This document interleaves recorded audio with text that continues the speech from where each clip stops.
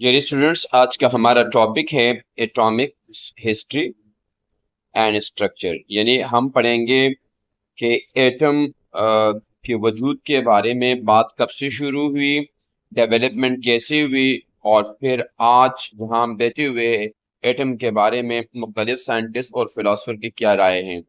और इसके साथ हम स्टडी करेंगे कि एटम का स्ट्रक्चर कैसे है, यानी इनके कौन कौन से हिस्से हैं, इसमें कौन कौन से पार्टिकल एग्जिस्ट करते हैं। सबसे पहले हम बात करते हैं एटॉमिक थ्योरी के इंट्रोडक्शन के बारे में। तो सबसे पहले एंशियंट ग्रीक फिलोसफर ने इसके बारे में कुछ नजरिया पेश किया, कुछ थ्योरी पेश की, और वो ये थी कि मैटर जो है ये कॉन्सिस्ट करता है इनडिविजिबल और इनविजिबल, इनडिविजिबल और इनविजिबल पार्टिकल्स पे। यानी ये इतने छोटे पार्टिकल्स होते हैं कि ये नजर भी नहीं आते हैं और वो डिविजिबल भी नहीं होते हैं। ये जो इनविजिबल और इनडिविजिबल बिल्डिंग ब्लॉक्स हैं, ये दर हकीकत में दुनिया के अंदर जितना मैटर मौजूद है ये उसको बिल्ड करता है, उसको बनाता है। चूंकि इस पे इनिशियल में वर्क किया ग्रीक फिलोसफर ने, टू ग्रीक फिलोसफर ने, एक का नाम था ल्यूसिपस और दूसरे का नाम था डेमोक्रेटस। ये वर्क उन्होंने किया 440 बीसी में, और इन्होंने ये कंक्लूड किया कि ये जो छोटे छोटे पार्टिकल जो हमारे पास इनडिविजिबल इनविजिबल है, ये दर हकीकत में एटमॉस है। यानी इनिशियल में ये दो अल्फाज का मजमुआ बना के एक लफ्ज बनाया एटमॉस। ये दर हकीकत में ग्रीक वर्ड है। यहाँ पर दर हकीकत में एक ए है और एक टॉम। तो ये ए का मतलब जो हमारे पास है ग्रीक में, इसका मतलब होता है नॉट, और टॉम का मतलब होता है डिविजिबल। यानी इसका मतलब ये है कि ये इतने छोटे छोटे पार्टिकल होते हैं जो डिविजिबल नहीं होते हैं। लेकिन ये जो बुनियादी थ्योरी पेश की गई, ये फिलोसफिकल बेसिस पे थी, इसमें कोई साइंटिफिक लॉजिक नहीं बताया गया था। लेकिन इस थ्योरी को इतनी ज्यादा तरक्की नहीं मिली या लोगों में ये मकबूल नहीं हुआ, बल्कि उस वक्त लोग ज्यादातर जो है वो अरिस्टाइटल के कॉन्सेप्ट के ऊपर चलते थे। और उसने कहा था कि दुनिया में जो मैटर बना हुआ है ये दर हकीकत में चार एलिमेंट से मिलकर बनता है, जिसमें अर्थ है, जिसमें वाटर है, जिसमें एयर है, और जिसमें फायर है। आइए देखते हैं कि हमारे पास जो जो डेवलपमेंट हुई ये कैसे हुई और कब क्या हुआ। सबसे पहले एटम के बारे में जो आइडिया दिया 440 बीसी में, ये डेमोक्रेटस ने प्रपोज किया था। उसके बाद हमारे पास 1803 में beginning of modern atomic theory हमारे पास आता है, और इस तरीके से डेवलपमेंट होती है मॉडर्न एटॉमिक थ्योरी की। उसके बाद हमारे पास आता है 1897 में डिस्कवर होता है इलेक्ट्रॉन, और फिर उसके बाद 1911 में डिस्कवरी ऑफ न्यूक्लियस होता है। उसके बाद हम आगे जब बढ़ते हैं तो 1913 में ये आइडिया आता है कि ये जो इलेक्ट्रॉन है ये कुछ न्यूक्लियस के गिर्द कुछ शेल्स होते हैं, कुछ ऑर्बिट्स होते हैं, ये उसमें मूव करते हैं, और फिर बिलाखिर जाके 1932 में डिस्कवरी ऑफ न्यूट्रॉन होता है।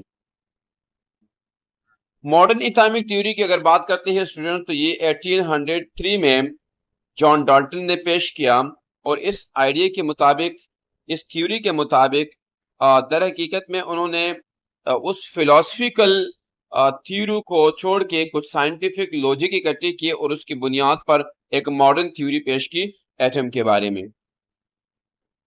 सबसे पहले हम बात करते हैं कि हमारे पास दर हकीकत में इलेक्ट्रॉन्स कैसे दरियाफ्त हुए, कैसे डिस्कवर्ड हुए। सबसे पहले उस पर बात करेंगे। दर हकीकत में अगर हम बात करते हैं एटम की एज अ टोटली, तो एटम दर हकीकत में हमारे पास दो हिस्सों पर मुश्तमिल होता है। एक हिस्सा हमारे पास कहलाता है न्यूक्लियस, और दूसरा हिस्सा हमारे पास कहलाता है एक्स्ट्रा न्यूक्लियस। तो इस न्यूक्लियस के अंदर दर हकीकत में हमारे पास होते हैं बहुत सारे पार्टिकल्स एटम के अंदर मौजूद होते हैं, लेकिन इस वक्त हम 3 सब पार्टिकल की बात करेंगे, जिनमें सबसे पहले इलेक्ट्रॉन्स हैं, और फिर हमारे पास प्रोटॉन, और फिर न्यूट्रॉन्स हैं। इस न्यूक्लियस के अंदर हमारे पास न्यूट्रॉन और प्लस प्रोटॉन्स होते हैं, लेकिन इस न्यूक्लियस के गिर्द जो ये शेल्स है, ये जो ऑर्बिट्स है, ये जो स्पेसिफाइड पाथ्स हैं, यहाँ पर probability of the existence of electron होते हैं, यानी यहाँ पर इलेक्ट्रॉन्स की मौजूदगी मैक्सिमम होती है, और ये इलेक्ट्रॉन दर हकीकत में इस न्यूक्लियस के गिर्द मूव कर रहे होते हैं। बेसिकली इस न्यूक्लियस के अंदर मौजूद प्रोटॉन के ऊपर पॉजिटिव चार्ज है और इलेक्ट्रॉन के ऊपर नेगेटिव चार्ज होता है, सो ये एक दूसरे को इलेक्ट्रोस्टैटिकली अट्रैक्ट करते हैं। लेकिन जब इलेक्ट्रॉन फिक्स ऑर्बिट के अंदर मूव कर रहे होते हैं तो इसके ऊपर एक सेंट्रीफ्यूगल फोर्स लगता है, जिसकी वजह से सेंट्रीफ्यूगल फोर्स और ये इलेक्ट्रोस्टैटिक फोर्स एक दूसरे को इक्वलाइज करते हैं और ये फिक्स मदार में घूमने पर मजबूर होते हैं। ये जो सब एटॉमिक पार्टिकल इलेक्ट्रॉन हमारे पास है, ये 1897 में जे थॉमसन ने डिस्कवर किया। उसने एक ट्यूब लिया and that tube is called discharge tube. इस डिस्चार्ज ट्यूब के अंदर उसने 2 इलेक्ट्रोड लगाए और इसको हाई वोल्टेज के साथ कनेक्ट किया। एक हमारे पास कहलाता है कैथोड और एक हमारे पास कहलाता है एनोड। इस डिस्चार्ज ट्यूब में से इसने गैस को निकाला और इसको वैक्यूम के फॉर्म में लेके आया। फिर हाई वोल्टेज के साथ कनेक्शन के बाद इसने देखा कि कुछ पार्टिकल जो कि कैथोड से निकलते हैं और एनोड की तरफ जाते ये इसने सोचा कि ये जो रेज है पर्टिकुलर जो कैथोड से निकलते हैं एनोड की तरफ जाते हैं, तो चूंकि एनोड पे पॉजिटिव चार्ज होता है, कैथोड पे नेगेटिव होता है, इसने कहा ये रेज दर हकीकत में नेगेटिव चार्ज पार्टिकल है, देयरफॉर एनोड इसको अपनी तरफ कशिश करते हैं। इसने इन पार्टिकल्स को नाम दिया इलेक्ट्रॉन्स का।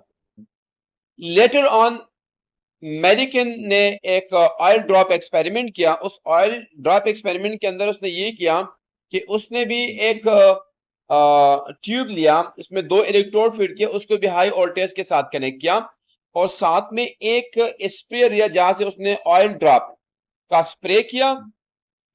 चूंकि ड्रॉप के कुछ वेटेज होता है जो उसको पुल करता है toward the centre of the earth, लेकिन इसने वोल्टेज को ऐसे एडजस्ट किया कि ये जो वेट ऑफ द ड्रॉपलेट्स हैं और इलेक्ट्रोस्टैटिक फोर्स जो हमारे पास हैं वो दर हकीकत में इक्वलाइज हो गए, और जब वो इक्वल हो गए हमारे पास तो वो सस्पेंड कर गए। उस एक्सपेरिमेंट से उसको ये पता चला कि ये जो ड्रॉपलेट 4 ड्रॉपलेट्स है ये दर हकीकत में इनके ऊपर एक पर्टिकुलर चार्ज है, जिससे हमें पता चला कि ये चार्ज हमारे पास 1.6 क्रॉस 10 की पावर -19 है, और ये दर हकीकत 1.6 क्रॉस 10 की पावर -19 कूलम है, जो दर हकीकत में चार्ज ऑन इलेक्ट्रॉन है।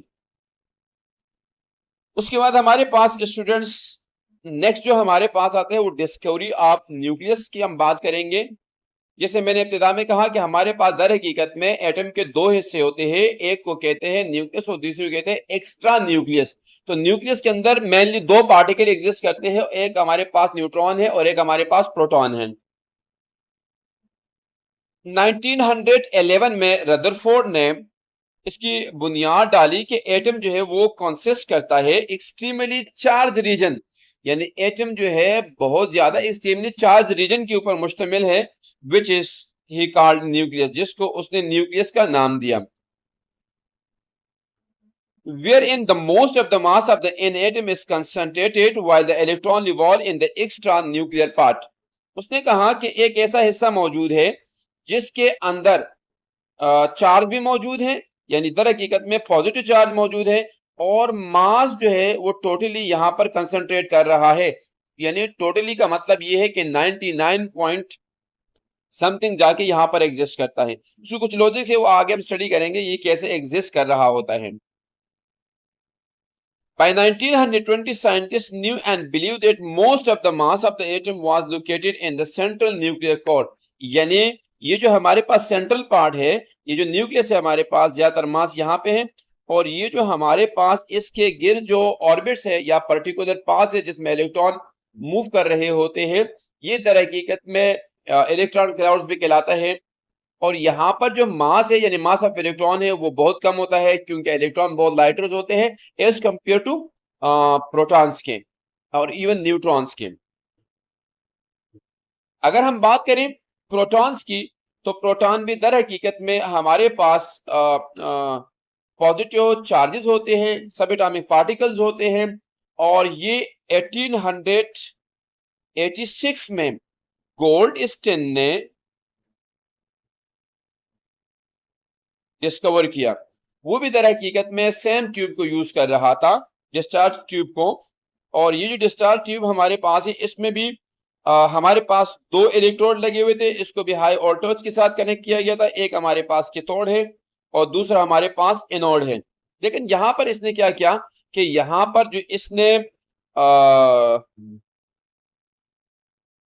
एनोड यूज किया, वो दर हकीकत में इसने कैथोड जो यूज किया वो इसने परपोरेटेड यूज किया, यानी परपोरेटेड कैथोड के यूज किया। तो इससे ये पता चला कि कुछ ऐसे रेज भी मौजूद है जो कि नेगेटिव रेज के बरक्स अपोजिट डायरेक्शन में चलते हैं, और वो इन परपोरेशन के अंदर पास करते हैं। इन पर्टिकुलर रेस को उन्होंने नाम दिया कि ये दर हकीकत में पॉजिटिव चार्ज है और ये अपोजिट डायरेक्शन में जा रहे हैं, ये नेगेटिव इलेक्ट्रोड की तरफ जा रहे हैं, प्लस इसके ऊपर प्लस चार्ज है, और उसको उनका नाम दिया प्रोटॉन्स का। अब अगर हम बात करते हैं कि ये जो हमारे पास न्यूक्लियस है और इसके अंदर मास की अगर हम बात करते हैं, तो दर हकीकत में ये जो प्रोटॉन हमारे पास है ये बहुत भारी होता है। यानी अगर हम बात करें तो मेरे पास 1 प्रोटॉन का मास बराबर होता है तकरीबन 1836 इलेक्ट्रॉन के मास का। तो आप अंदाजा लगा सकते हैं कि एक प्रोटॉन 1836 के बराबर है। इसी तरीके से अगर हम बात करें 1 न्यूट्रॉन की, तो हमारे पास 1 न्यूट्रॉन का मास बराबर होता है 1839 इलेक्ट्रॉन के मास के। तो ये चूंकि दोनों पार्टिकल सेंट्रल पार्ट्स के अंदर मौजूद होते हैं, यानी न्यूक्लियस के अंदर मौजूद होते हैं, प्लस टोटल मास के न्यूक्लियस के अंदर एग्जिस्ट कर रहे होते हैं। अच्छा, दूसरी अहम बात यह है स्टूडेंट्स कि प्रोटॉन की जब हम बात करते हैं तो प्रोटॉन दर हकीकत में आइडेंटिफिकेशन देता है आपके एटम को, यानी नंबर ऑफ प्रोटॉन बताता है कि इस एटम का एटॉमिक नंबर क्या है, और एटॉमिक नंबर से कोई एटम पहचाना जाता है। इसका मतलब ये हुआ कि ये फिक्स नंबर ऑफ प्रोटॉन जो न्यूक्लियस के अंदर मौजूद है, ये आइडेंटिफिकेशन ऑफ एटम है। जितने नंबर्स ऑफ प्रोटॉन आपके न्यूक्लियस के अंदर मौजूद होंगे वही उस एटम का एटॉमिक नंबर होगा। फॉर एग्जांपल हम हाइड्रोजन की बात करते हैं, तो हाइड्रोजन के न्यूक्लियस के अंदर सिर्फ और सिर्फ एक प्रोटॉन मौजूद होता है, तो उसका एटॉमिक नंबर हमारे पास 1 होता है। इस सूरत में अगर हम बात करते हैं मास नंबर की, तो हमारे पास नंबर ऑफ प्रोटॉन और नंबर ऑफ न्यूट्रॉन इन दोनों का सम करके जो हम निकालते हैं वो दर हकीकत में हमारे पास होता है मास नंबर। लेकिन अगर हाइड्रोजन की बात करते हैं तो हाइड्रोजन में हमारे पास एक प्रोटॉन होता है और न्यूट्रॉन हमारे पास कोई नहीं होता है। सो मास नंबर और एटॉमिक नंबर तकरीबन सेम रहते हैं। इस तरह हम हीलियम की बात करते हैं, सोडियम की बात करते हैं, कैल्शियम की बात करते हैं, मैग्नीशियम की बात करते हैं, जिन जिन एटम की हम बात करेंगे स्टूडेंट, तो इसी तरीके से हमारे पास चलेगा।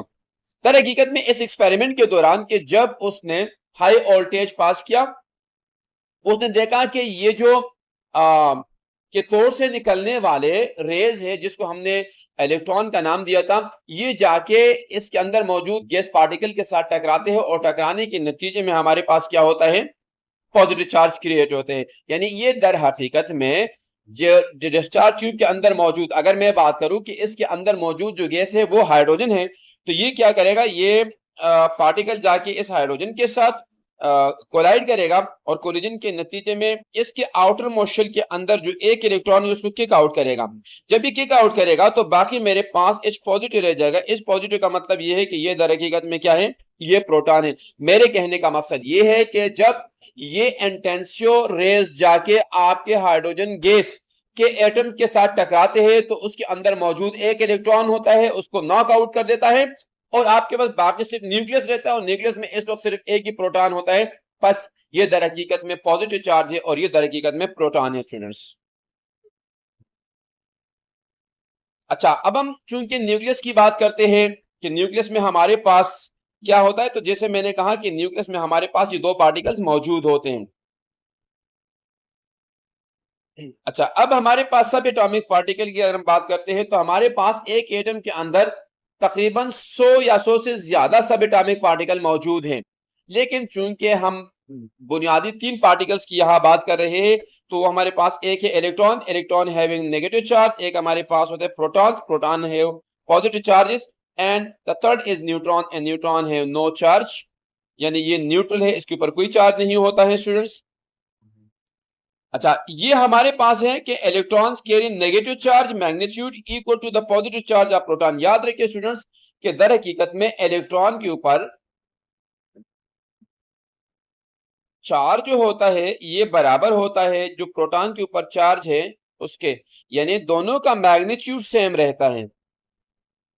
जब मैग्नीट्यूड सेम रहता है, सिर्फ एक के ऊपर नेगेटिव चार्ज होता है और दूसरे के ऊपर पॉजिटिव, वो ये बताता है कि एक नेगेटिव और एक पॉजिटिव है, लेकिन मैग्नीट्यूड रिमेन सेम होता है।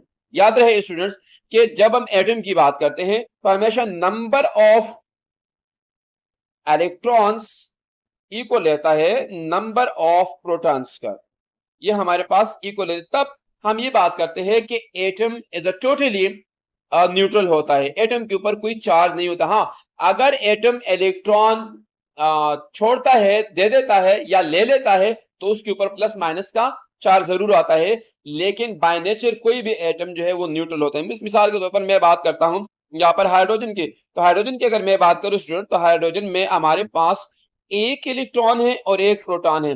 अब चूंकि इसके ऊपर जो चार्ज है और इसके ऊपर जो चार्ज है वो बराबर है, तो बस ये दोनों चार्जेस एक दूसरे को जाहिल कर देते हैं, खत्म कर देते हैं, and we will get atom as a neutral, यानी इसके ऊपर कोई चार्ज मौजूद नहीं होता है। बिल्कुल इसी महीने से सोडियम है तो सोडियम के ऊपर कोई चार्ज नहीं है, मैग्नीशियम है आपके पास, कैल्शियम है आपके पास, वटेवर जो भी जिस भी एलिमेंट के एटम आपके पास मौजूद होते हैं वो नेचुरली आपके पास क्या होते हैं स्टूडेंट्स, वो न्यूट्रल होते हैं।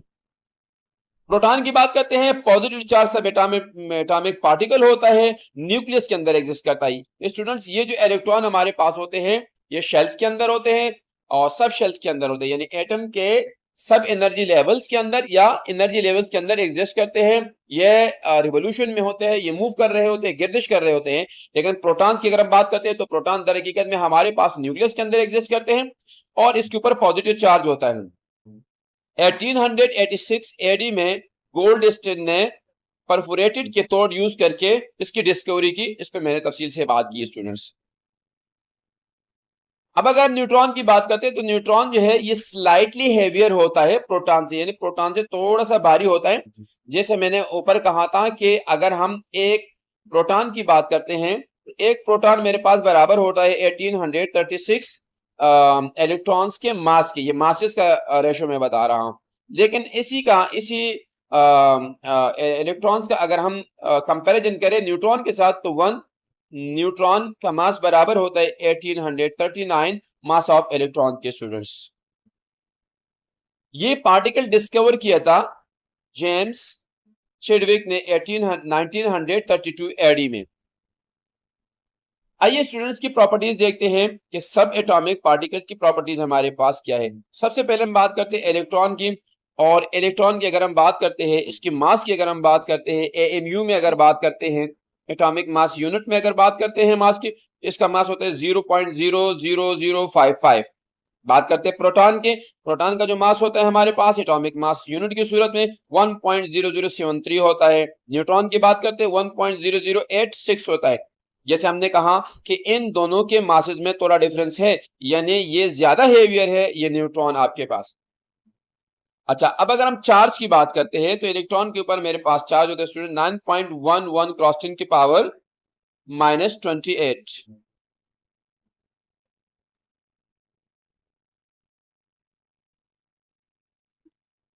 सॉरी, मास की बात करते हैं, और मास इन टर्म ऑफ बात करते हैं हम स्टूडेंट्स इन ग्राम, तो ये 9.11 क्रॉस 10 की पावर -28 है, ये 1.673 क्रॉस 10 की पावर -24 है, ये 1.674 क्रॉस 10 की पावर -24 है। ये इलेक्ट्रॉन हमारे पास नेगेटिव चार्ज होता है, प्रोटॉन हमारे पास पॉजिटिव चार्ज होता है, और न्यूट्रॉन के ऊपर कोई चार्ज नहीं होता है स्टूडेंट्स। इसके बरक्स अगर हम चार्ज की बात करते हैं तो हमारे पास जो चार्ज होता है इलेक्ट्रॉन के ऊपर 1.602 क्रॉस 10 की पावर -19 होता है। अगर हम बात करते हैं प्रोटॉन की तो ये हमारे पास प्लस में होता है, लेकिन सेम मैग्नीट्यूड सेम रहता है, और न्यूट्रॉन के ऊपर चार्ज नहीं होता है, जीरो होता है स्टूडेंट्स। अब हम बात करेंगे स्टूडेंट्स के हमारे पास जो न्यूट्रॉन है इसकी डिस्कवरी कैसी हुई। हमने इससे पहले इलेक्ट्रॉन की बात की, इससे पहले हमने प्रोटॉन की बात की, now we will talk about neutrons. इसकी डिस्कवरी जैसे पिछले वाले स्लाइड में मैंने बताया कि जेम्स चिडविक ने 1932 एडी में किया। उसने क्या किया कि आर्टिफिशियल रेडिएटिविटी का एक्सपेरिमेंट किया और उसने बम्बारमेंट की अल्फा पार्टिकल्स की बेरिलियम के ऊपर। ये जो पार्टिकल है ये इसने लिया पोलोनियम से और बेरिलियम के ऊपर इसकी बम्बारमेंट की। जब बम्बारमेंट की स्टूडेंट्स तो ये जाके इसके साथ कोलाइड कर गया, यानी हेलियम, यानी ये दर हकीकत में जो अल्फा पार्टिकल है जब ये जाके इसके साथ कोलाइड किया तो यहां हम देखते हैं स्टूडेंट्स कि हमारे पास ये 4 है, ये 2 है। 2 दर हकीकत में बताता है कि नंबर ऑफ प्रोटॉन्स कितने हैं, यानी ये एटॉमिक नंबर है तो नंबर ऑफ प्रोटॉन्स को बताता है। ये 4 जो हमारे पास है ये प्रोटॉन प्लस न्यूट्रॉन को बताता है। तो स्टूडेंट जब ये जाके इसके साथ ऐड होता है तो ये 4 और ये 2 ऐड होके 6 बना दिया और ऊपर का 9 और 4 जब आपस में मिला तो 4 मिला नहीं, दर हकीकत में 3 मिला तो ये 12 बना आपके पास। इसका मतलब है कि यहाँ एक पार्टिकल रह गया जो दर हकीकत में न्यूट्रॉन है और वो नॉक आउट बाहर चला गया। तो बस इसने कहा ये जो हमारे पास एक पार्टिकल नॉक आउट हुआ, यानी इस दौरान जो जाके बेरिलियम के साथ नहीं मिला बल्कि अलग हो गया, this is basically is neutron and this is a neutral particle. इसके ऊपर कोई चार्ज मौजूद नहीं है स्टूडेंट्स।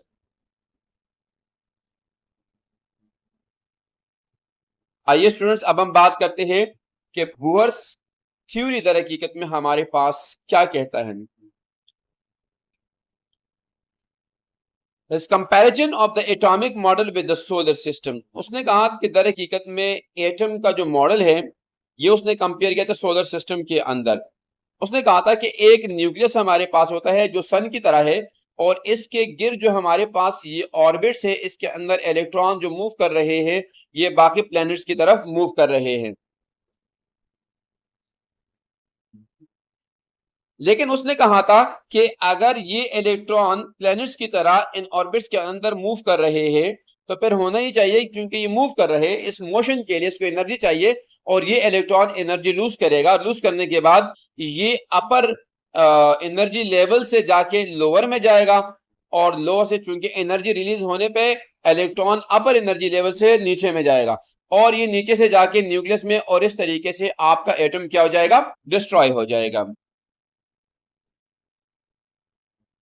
अच्छा, उसके बाद हमारे पास नील बोहर ने 1913 में इसकी एक्सप्लेनेशन दी।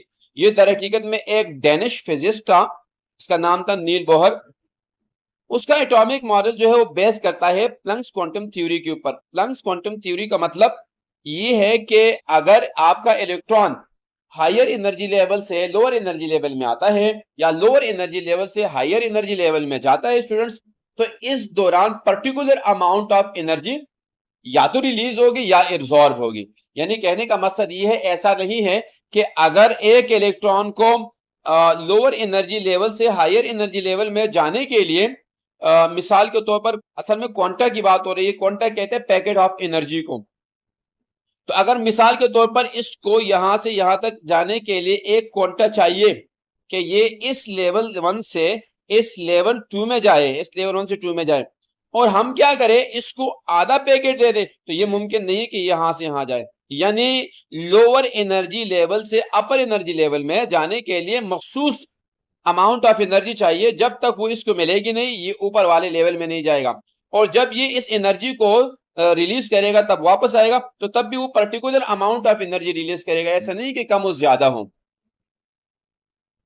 पास्टुलेट्स कहते हैं कि electron revolve around the nucleus in the circular orbit situated at the fixed distance from the nucleus with definite energy।